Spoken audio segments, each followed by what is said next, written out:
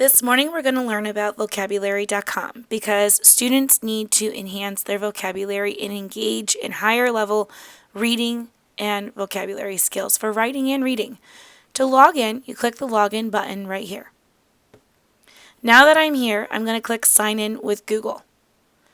I already have an account, so I'm just going to go ahead and click in with my Elkhart email address. You're also going to click your Elkhart email address, and it's going to ask you if you have your name, your school, and a couple other pieces of information, and then click join. Yes, it's going to say that this is a 30-day trial. However, I think it's going to be very vital that you use it in the next 30 days. It has some really cool features, and I've been told by other vocabulary.com users that after 30 days, they didn't have to start paying. They were still able to access their free resources that they made. So today we're going to look at what's called a vocabulary list. This is where you can customize vocabulary.com to meet your classroom needs. Here, they already have tons of content uploaded. Check this out. I can even type in a book that I'm currently reading. Last year, we read the book Unwind as our One Book, One School. When I type it in, it pops up. How cool is this? I can click on it, and I can have my students practice, do a spelling bee, or even do a vocab jam based off words that have already been pre-built by previous users who have read the book Unwind. Now, to make a customized list, we're going to click on the My List button right here, and we're going to click the Create a New List. The cool feature here about Vocab Jam or vocabulary.com is that you can literally copy and paste information that you have open in another document. So if I was to take my lesson plan from Scholastic Art Magazine, which is a resource that I have for my art department, and I wanted to take this right here, this little document, I can select the text, and I can literally copy and paste that text straight into vocabulary.com's search box, and it will ask me if these are words that I would like my students to know. I can go through and select every word that it identified, or I can select and choose which words I want. So maybe I want them to know what decoration means, what a design is, but I know they know what a page means, so they don't need to know that. But it's going to give me this chance to go through and physically check the items. Once I'm happy with my selection, I'm going to click on Learn these 12 words or assign these 12 words.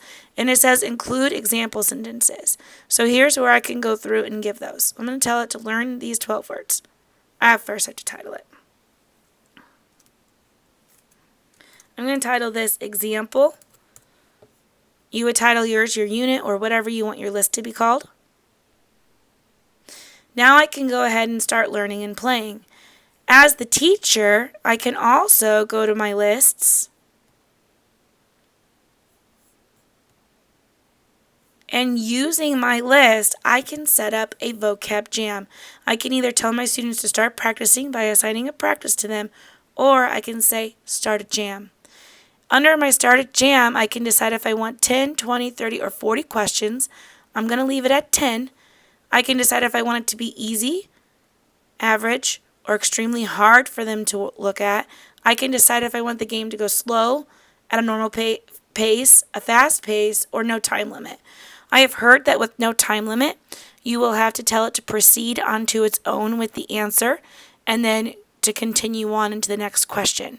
So that'll provide awesome opportunity for students to be able to have discussions with you as the teacher, especially if you are introducing new information. You can also create teams, kind of like with Quizlet Live or Kahoot. We can have teams for our kids to compete in. You can let students choose their teams, or you can randomly assign their teams.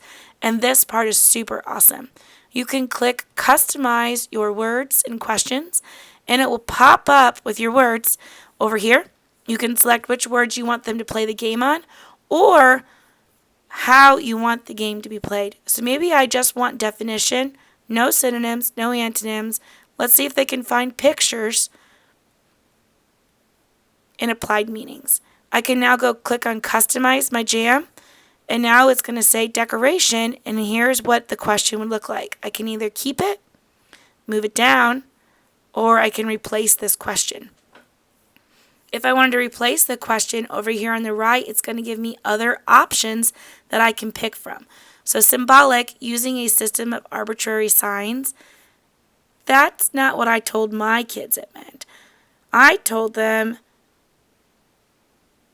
that it's relating to or using arbitrary signs or serving as a visible sign for something abstract.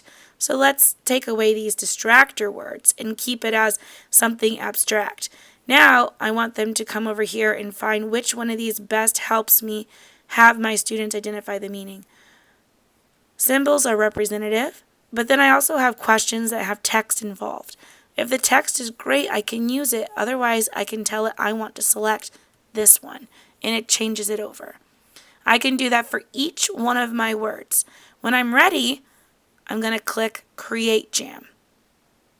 Now, just like Kahoot or Quizlet or anything else, I post this on my smartboard, and my students will go to vocab.com/jam and type in this code.